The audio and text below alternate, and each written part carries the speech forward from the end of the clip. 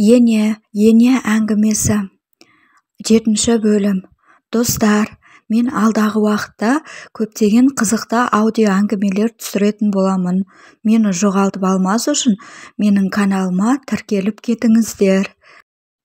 Мұнда әпкесінің үйінде тұрып жатыр екен. Содан сол әпкесіне хабаршы жібердік. Өзіміз қуғыншы күтуге дайындалып жатырмыз. Әлден уақытта хабаршылармен бірге қуғыншылар да келді. Әпкесімен жездесі және бір туысқан тәтесі келді. Тәтесі үлкендеу кісі екен. Кіргеннен қабағы қатулы, ұрыса сөйленіп кірді. Қызымызды неге алып қашасыздар? 2 жас көңіл қосып жүрген болса, алдымыздан келіп өтпейсіздер ма? Ата-анасы, осында туыстары бар. Бұл не сұмдық деп ішке кіріп, шымылдықта ақ жаулық салып отырған келінге де ұрыса бастады. Сол кезде қайын әпкем тәтесін сабырға шақырып жатса да қояр емес. Сосын мен бардым да ол кісіні басқа бөлмеге сөйлесуге көндіріп алып кеттім. Екеуміз оңаша қалдық. Сол кезде бар жағдайымды айттым. Мен баламды қазір үйлендірейін деп отырған жоқ едім. Бұған жағдайым да жоқ.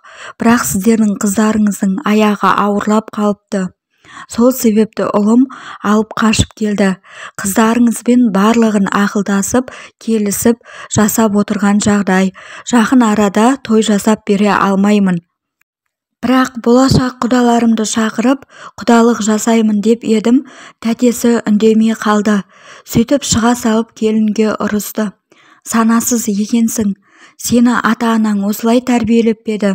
Олар анда сені оқып жүр деп, барын саған салып, бүкіл жағдайыңды жасап отырған жоқ па? Масқара қылдың оларды деп ұрысты.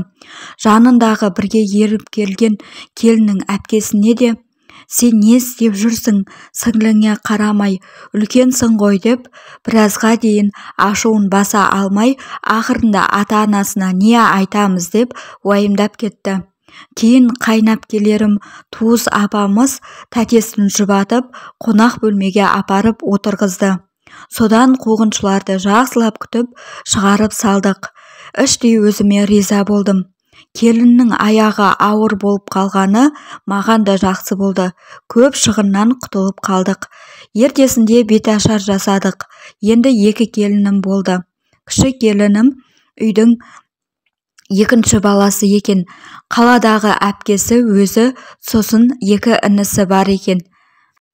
Беташардан соң үлкен келін екеуі үй жинап, ыдыс-аяқ жуып, үй тіршілігіне кірісіп кетті.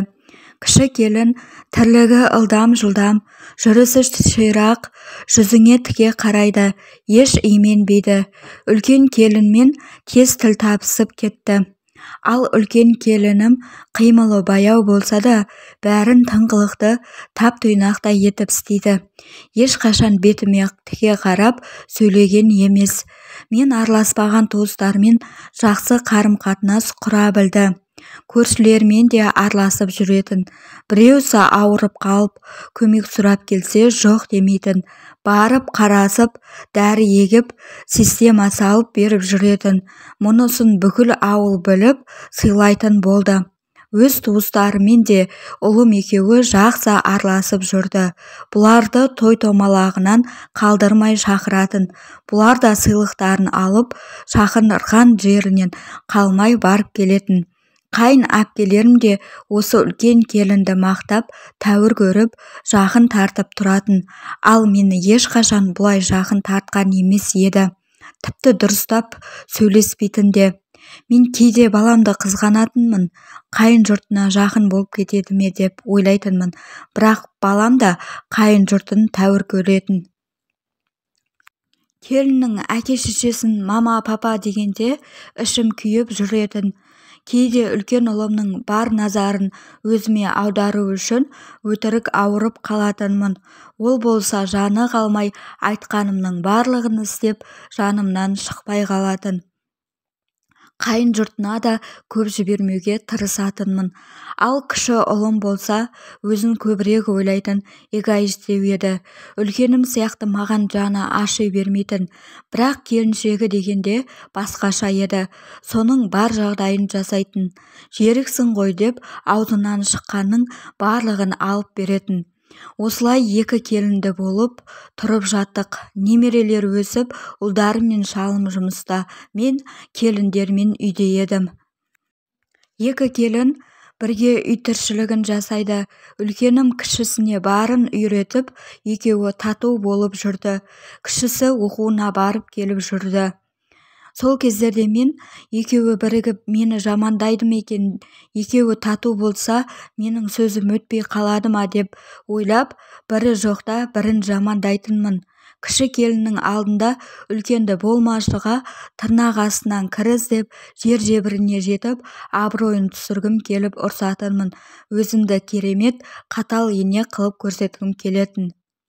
Кішісі де менен қорқып жүрсін деп ойлайтынмын. Мұндайда үлкенім сол баяғыдай үндемейтін, көзі мөлтілдеп тіршілігін жасап жүре беретін. Ал кішісі көзі бақырайып маған қарап қалатын. Бір күні кіші келінге құдалық жасайтын болып, келіндер үй ақтап жинастыра бастады. Сол кезде сөредегі менің анам берген қызыл түсті шайнекті сөренің үстінен құлатып, сындырып алыпты. Бұл анамның сыйлығы еді. Мен үшін қымбат болатын. Қайсысы сындырғанын білмеймін. Мен дереу үлкен келінге ұрыса жөнелдім. Қатты ашуланып, қолымдағы шайнекпен келіннің басынан нұқып жіберіп едім. Ол бұрылып қалған екен, шайнектің сынған жері шекесін сырып кетті. Қан сау ете қалды. Қанды көріп шошып кеттім. Кіші келін жүгіріп барып перекис йод әкеліп, үлкен келіннің шекесіне мақтамен жағып жатыр. Осылай әбігер болып жатқанымызда үлкен балам кіріп келді. Мұндай уақытта келе қоймайтын. Мен сасып қалдым. Балам түк түсінбей қолындағы пакетін лақтыра салып, келіншегінің қасына жүгіріп барды. Не болды деп сұрап жатыр. Бір кезде қан тоқтады. Кішкентай қан тамыры жарылып кетіпті. Мен не дерімді білмей отырмын. Сол жолы артықтау кеткенімді білемін. Келінім үндемей тұрды да, болды, шыдамым бітті деп, көзі мөлтілдеп, жүгіре басып кіріп кетті. Балам аң-таң боп маған қарап, мама не болды деп сұрады. Мен сөредегі шайнек сынып, соның сынығы шекесін сырып кетті деппін сасқанымнан. Сол кезде кіші келін тұрып, аға, абысынымның еш жазығы жоқ. Шайнекті мен байқаусызда түсіріп алдым. Мамам сол үшін абысынға ұрысып, шайнекпен басынан ұрамын деп, сынығымен шекесін сырып жіберді. Негізі мамам үнемі болмайтын жерден ұрыс жағарып абысыныма тиісе береді деді. Жалғасы бар.